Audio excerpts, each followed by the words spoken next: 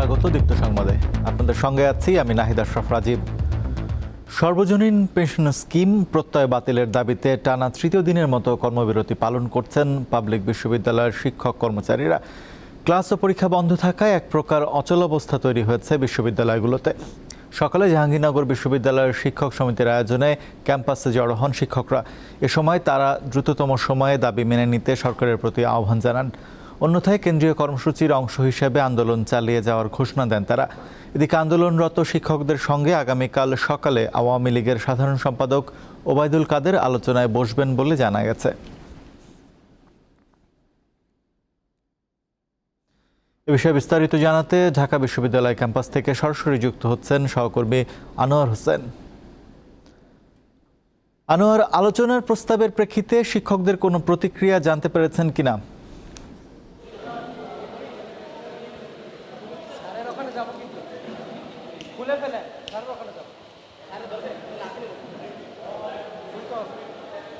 রাজীব, আপনি খবরেই যেটি বলছিলেন যে আওয়ামী লীগ সাধারণ সম্পাদকের সঙ্গে এই যে বিশ্ববিদ্যালয়ের শিক্ষকরা যে আন্দোলন করছে তাদের যে সংগঠন, তাদের পক্ষ থেকে যে একটি বৈঠকের কথা বলা হয়েছে, সেই বিষয়ে আপনাকে আমি একটু শুরুতেই তথ্যটি দিতে চাই।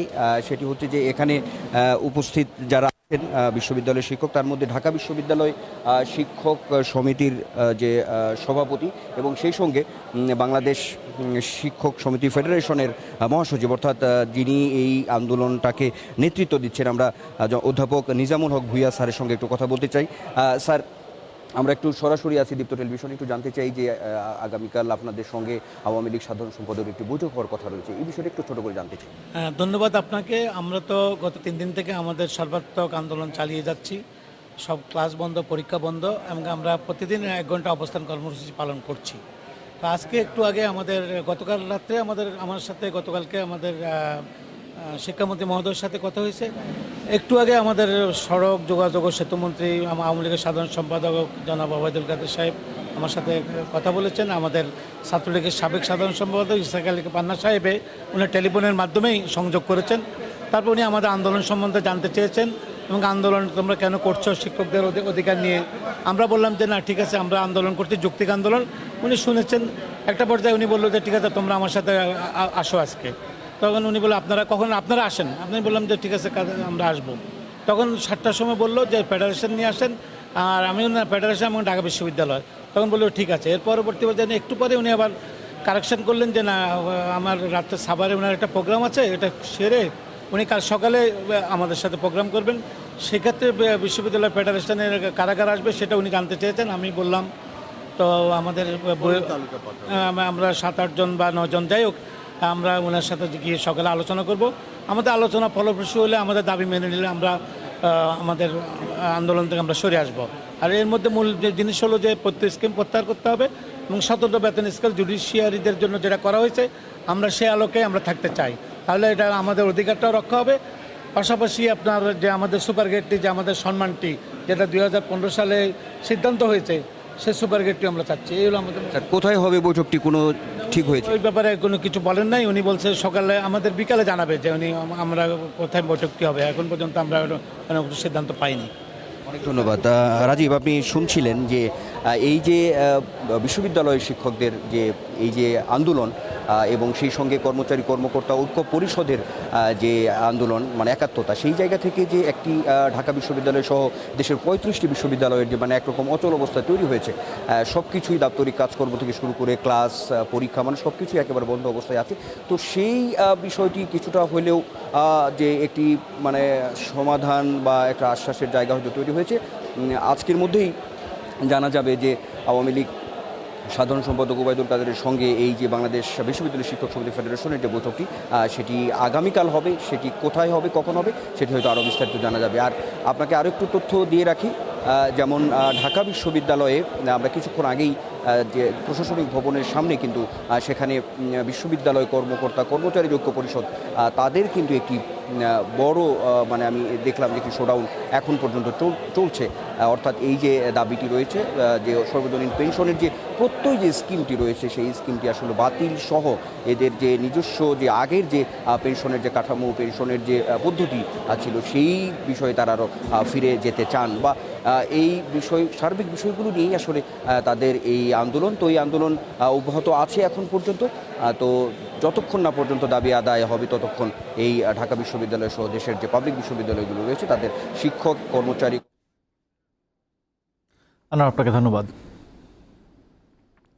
সড়ক দুর্ঘটনায় চলচ্চিত্র নির্মাতা তারেক মাসুদের মৃত্যুতে ক্ষতিপূরণ দিতে হাইকোর্টের দেয়া রায়ের বিরুদ্ধে শুনানির জন্য আগামী ৯ জুলাই দিন ধার্য করেছে আপিল বিভাগ।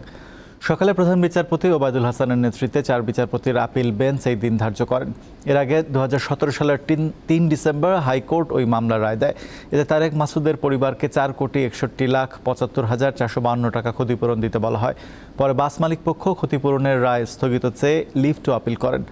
২০১১ সালের ১৩ আগস্ট মানিকগঞ্জের সড়ক দুর্ঘটনায় মারা যান চলচ্চিত্র নির্মাতা তারেক মাসুদ এবং এটিএন নিউজের প্রধান নির্বাহী কর্মকর্তা মিশুক মনির।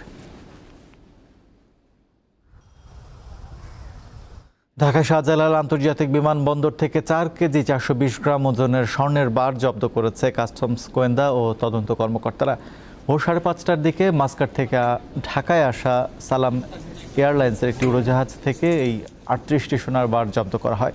শুল্ক গোয়েন্দা ও তদন্ত কর্মকর্তারা জানান, লাগেজ রাখার কেবিন থেকে কালো স্কচ টেপ মোড়ানো পরিত্যক্ত অবস্থায় এগুলো উদ্ধার করা হয়েছে।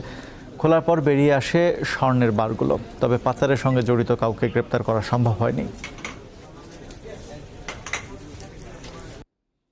দেশজুড়ে টানা বৃষ্টিতে কয়েক জেলায় বন্যা দেখা দিয়েছে।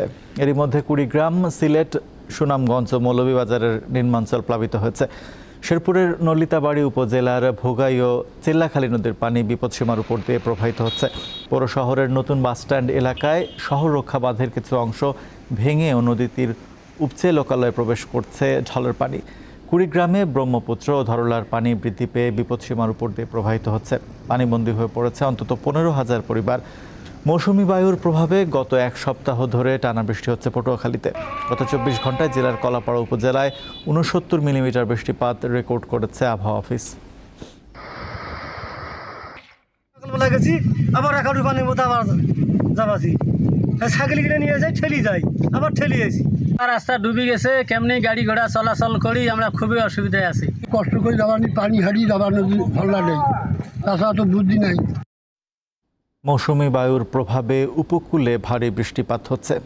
সেখানকার পরিস্থিতি নিয়ে জানাতে পটুয়াখালী থেকে সরাসরি যোগ দিচ্ছেন সহকর্মী মোহাম্মদ ইমরান।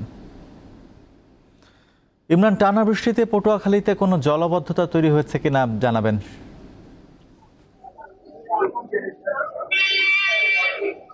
নাহিদ, প্রবল মৌসুমী বায়ুর প্রভাবে পটুয়াখালীর উপকূলে কিন্তু গত এক সপ্তাহ ধরে টানা ভারী বৃষ্টি হচ্ছে। গতকাল সকাল ৬টা থেকে আজ সকাল ৬টা পর্যন্ত জেলার কলাপাড়া উপজেলায় কিন্তু ৬৯ মিলিমিটার বৃষ্টিপাত রেকর্ড করেছে খেপুপাড়া আবহাওয়া অফিস। টানা বৃষ্টিতে কিন্তু জনজীবনে ভোগান্তি নেমে এসেছে। সবচেয়ে বেশি দুর্ভোগ করেছে নিম্ন আয়ের খেটে খাওয়া মানুষ।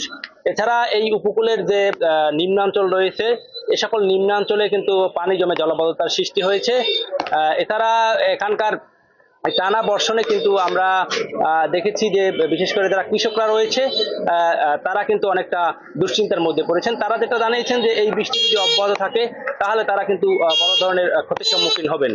এছাড়া এখানকার বিশেষ করে এইসব এলাকার যে গ্রাম অঞ্চলের যে রাস্তাঘাট রয়েছে, এসব রাস্তাঘাট কাঁচা রাস্তাঘাট কিন্তু কাঁটাযুক্ত হয়েছে। গ্রাম অঞ্চলের মানুষ কিন্তু শহরে উঠতে অনেকটা বেগ পাচ্ছেন। আমি আপনাকে আরেকটি বিষয়ে জানিয়ে রাখি, মৌসুমী বায়ুর প্রভাবে পটুয়াখালীর কুয়াকাটা সংলগ্ন বঙ্গোপসাগর কিন্তু কিছুটা উত্তাল হয়ে উঠেছে। আকাশ কিন্তু এখনো ঘন মেঘাচ্ছন্ন রয়েছে। এখানকার যে আবহাওয়া অফিসের কর্মকর্তা রয়েছে তাদের সঙ্গে আমরা কথা বলেছি। তারা যেটা জানিয়েছেন যে এই প্রবল মৌসুমী বায়ুর প্রভাবে উপকূলীয় এলাকা দিয়ে কিন্তু যে কোনো সময় ঝড়ো হাওয়া বয়ে যেতে পারে। তাই পটুয়াখালীর পায়রা সহ দেশের সব সমুদ্র বন্দরকে কিন্তু ৩ নম্বর স্থানীয় সতর্কতা সংকেত দেখিয়ে দিতে বলা হয়েছে। সেই সঙ্গে সকল মাছ ধরা ট্রলার সমূহকে কিন্তু নিরাপদ আশ্রয়ে থাকতে বলা হয়েছে। নাহিদ, আমি আপনাকে আরেকটি বিষয়ে জানিয়ে রাখি, অধিকাংশ মাছ ধরা ট্রলার কিন্তু তীরে রয়েছে, কারণ সাগরে কিন্তু ৬৫ দিনে মাছ ধরার নিষেধাজ্ঞা রয়েছে, যার কারণে অধিকাংশ ট্রলার মহিপুর এবং আলিপুরে শিববেড়িয়া নদী রয়েছে, সেই নদীতে কিন্তু আশ্রয় নিয়েছে। তো নাহিদ, আসলে পটুয়াখালী থেকে আমার কাছে এই ছিল সর্বশেষ। ইমরান, আপনাকে ধন্যবাদ। ঢাকার মঞ্চে সাড়া ফেলেছে ইংরেজি নাটক দ্য বেগমস প্লান্ডার।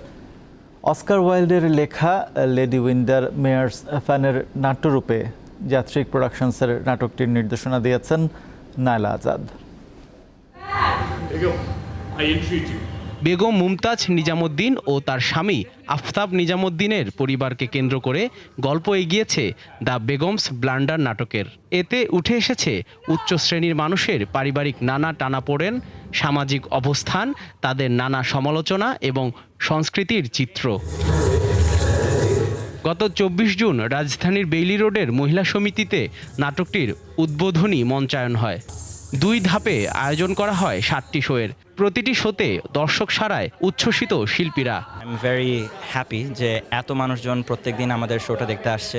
এরকম ইংরেজি নাটক ঢাকায় হওয়াটা অনেক রেয়ার একটা অকেশন, আর খুবই কম ডিরেক্টর আছে যেটা এটাকে খুবই সুন্দর করে জিনিসটা করতে পারবে। মঞ্চে বেগম মুমতাজের চরিত্রাভিনয়ে আপ্লুত এই অভিনেত্রী। অ্যাক্টিং করতে এটা আমার ফার্স্ট টাইম স্টেজে, কিন্তু এই ক্যারেক্টারটা আসলে আমি যত চিনতে পেরেছি ক্যারেক্টারটাকে তত বেশি ভালো লেগেছে। ক্যারেক্টারটা যত ঘটনাগুলো ঘটে ওগুলোর মধ্যে দিয়ে সে শিখতে পারে যে আসলে জীবনটা এত সহজ না। যাত্রিক প্রোডাকশনের উপস্থাপনায় পুরো নাটকটি ইংরেজিতে মঞ্চস্থ হয়। সমাজের বিভিন্ন দৃষ্টিভঙ্গি তুলে ধরতে চেয়েছেন এর নির্দেশক।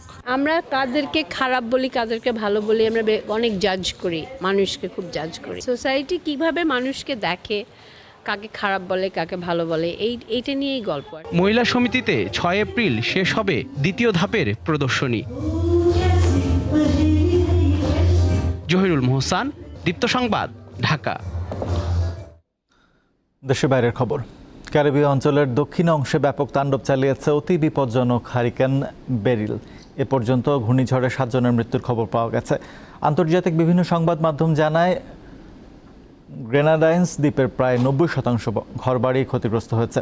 এতে দ্বীপের প্রায় সব বাসিন্দা গৃহহীন হয়ে পড়েছেন। প্রবল বৃষ্টির কারণে পানিতে তলিয়ে গেছে রাস্তাঘাট, বিদ্যুৎহীন অবস্থায় আছে কয়েক লাখ মানুষ। পরিস্থিতি মোকাবিলায় জ্যামাইকায় জরুরি অবস্থা জারি করা হয়েছে।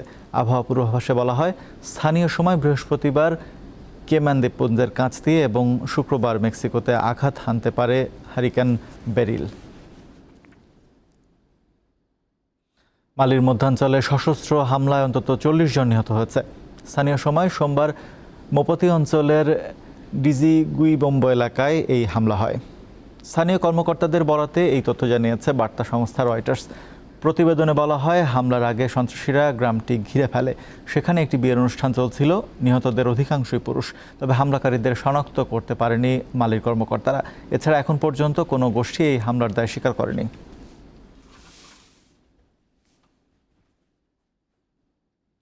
এই ছিল এখনকার মতো। আমাদের পরবর্তী সংবাদ বেলা 3টায় দেখার আমন্ত্রণ রইল। এছাড়া আরও তথ্য বিনোদনের খবর পেতে যুক্ত থাকুন দীপ্ত টিভির ডিজিটাল প্ল্যাটফর্মগুলোতে। ধন্যবাদ সবাইকে।